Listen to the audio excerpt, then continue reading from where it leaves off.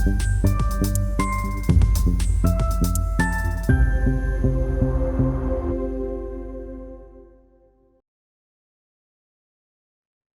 dia. Nesta apresentação vou falar em português. A comunicação intitula-se A Persuasão Silenciosa na Publicidade de Moda. O tema da investigação são as consequências da exposição às imagens publicitárias de moda dirigidas aos jovens. A meta central da investigação relaciona-se com as consequências da exposição às imagens publicitárias de moda dirigidas aos jovens,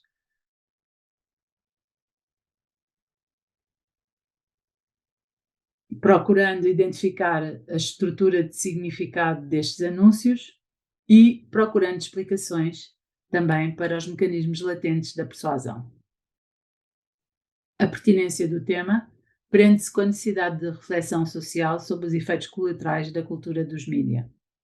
A publicidade é um dos principais veículos de imposição dos modelos ideais e tem um papel importante na formação da identidade juvenil. O principal enquadramento teórico desta pesquisa são os estudos dos efeitos à exposição às mensagens ideais difundidas pelos mídias, que têm provado ser efeitos negativos junto dos jovens. Mais concretamente, o modelo do impacto da exposição aos mídias desenvolvido por Dittmar e seus colaboradores.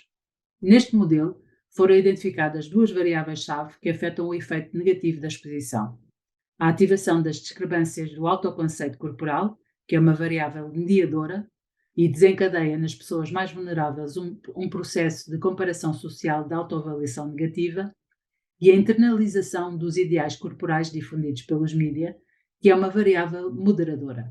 A internalização desses ideais significa que houve a integração dos ideais no sistema pessoal de crenças. É um fator que amplifica os efeitos negativos. Os estudos anteriores não explicam totalmente a forma e a força da persuasão das mensagens publicitárias. Por um lado, os estudos realizados na perspectiva do receptor focam o fator da exposição ao facto de existirem ou não existirem modelos humanos com corpos que correspondem aos ideais corporais. Por outro lado, os estudos na ótica do emissor focam-se na análise da publicidade, mas têm privilegiado a identificação dos estereótipos corporais e dos papéis do género.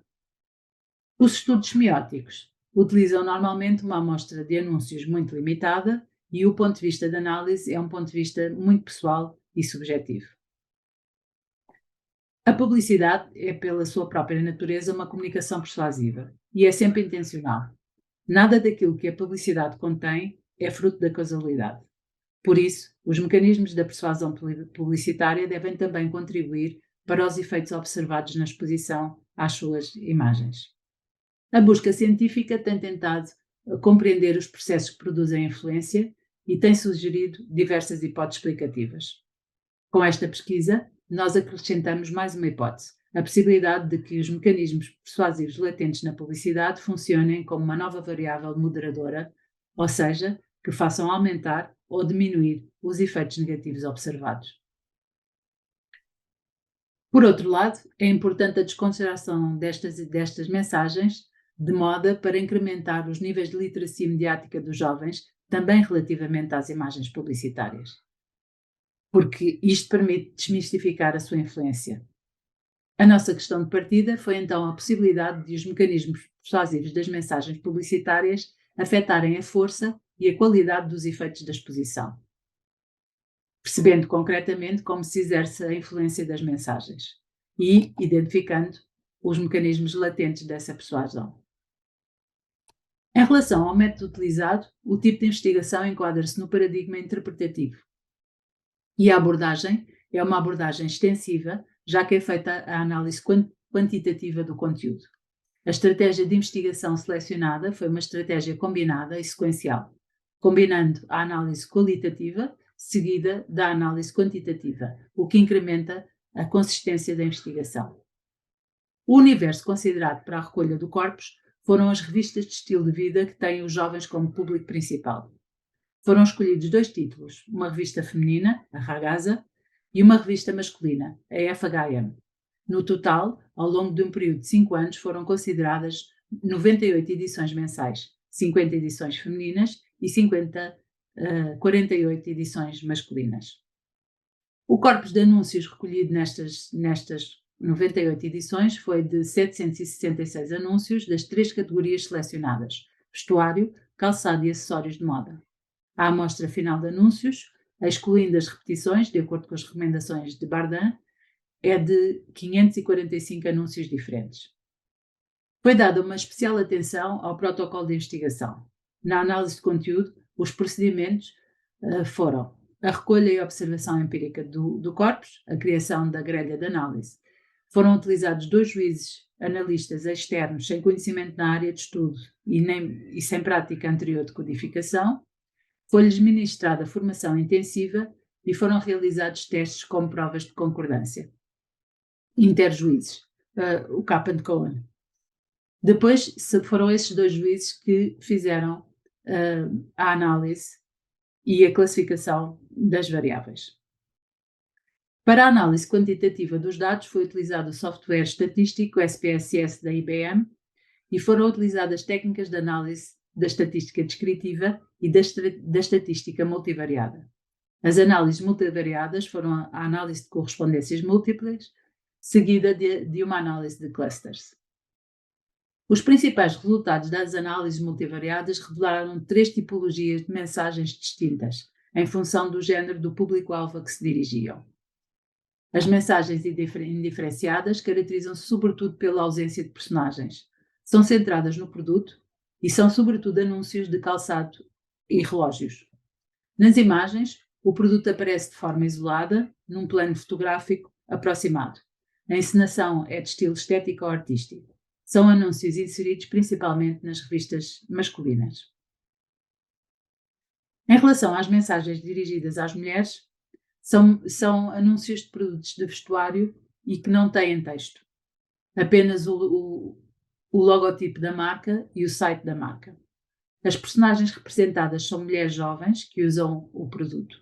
Estão em situações de inatividade e são enquadradas em plano americano ou inteiro, aparecendo isoladas. A encenação é realista.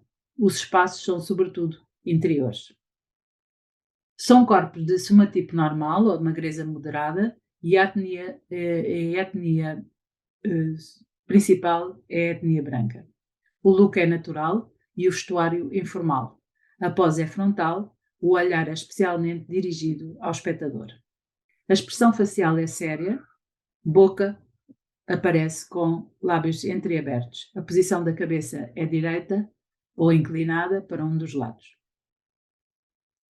Nas mensagens dirigidas aos homens são sobretudo anúncios de produtos de acessórios, sobretudo relógios e óculos. Os planos fotográficos são o plano médio e americano, que mostram homens adultos que usam o produto. Embora muitos apareçam inativos, também há muitos que estão em plena atividade. Tanto surgem isolados como inseridos em grupos masculinos, convivendo e fazendo desporto. Os cenários são sobretudo cenários exteriores de natureza ou urbanos e são em ambientes diurnos. Estes homens possuem corpos de constituição normal em termos de musculatura. São sobretudo de etnia branca, com cabelo curto ou rapado. O seu look é natural e o vestuário é informal. A pose é frontal ou a 3/4. A postura é ligeiramente curvada. O olhar é desviado do espectador. A expressão facial é séria, de lábios fechados. A cabeça surge direita ou inclinada para baixo. Como principais conclusões, temos que a publicidade de moda apresenta um padrão de construção muito marcado. Os anúncios são visuais, sem headlines, sem texto. Utilizam uma persuasão silenciosa. Estas mensagens visuais têm um apelo emocional, dirigem-se aos sentidos. Utilizam princípios de comunicação interpessoal. Recorrem à comunicação não verbal e à linguagem corporal das personagens para influenciar os consumidores. A postura corporal e as expressões faciais parecem ativar o processo de comparação social. Mas as mensagens dirigidas às mulheres e as mensagens dirigidas aos homens apresentam uma linguagem corporal completamente distinta e com significados latentes também muito distintos e particulares. As mulheres de papel desafiam diretamente as suas rivais humanas, as espectadoras. Mostram um ar arrogante e uma atitude de superioridade. Como resultado, a reação natural das observadoras será realizar uma avaliação comparativa no sentido ascendente, ou seja, comparando-se com alguém que colocam numa posição de superioridade. Os sentimentos provocados por essa comparação são provavelmente sentimentos negativos com consequências na imagem corporal e na autoestima. Já os homens de papel vêm em paz. Surgem com um ar desinteressado, distraído. Não desafiam o espectador. Parecem, aliás, render homenagem aos homens reais que os observam. O seu olhar é desviado, a sua atitude é ligeiramente submissa. Como resultado, a reação natural dos espectadores será fazer uma avaliação comparativa mais horizontal, mais de igual para igual. Os sentimentos resultantes da comparação serão neutros ou positivos, o que se vai traduzir num reforço da autoestima. A chave do processo de persuasão deste tipo de publicidade é a sua natureza emocional, de processamento instintivo. O objetivo destas mensagens parece ser o desencadear do processo de comparação. E o tipo de comparação afeta os efeitos. Aqui estão alguns dos exemplos que ilustram o poder do olhar nesta persuasão silenciosa. Em conclusão da nossa pesquisa, admitimos a hipótese que este tipo de persuasão possa ser uma nova variável moderadora.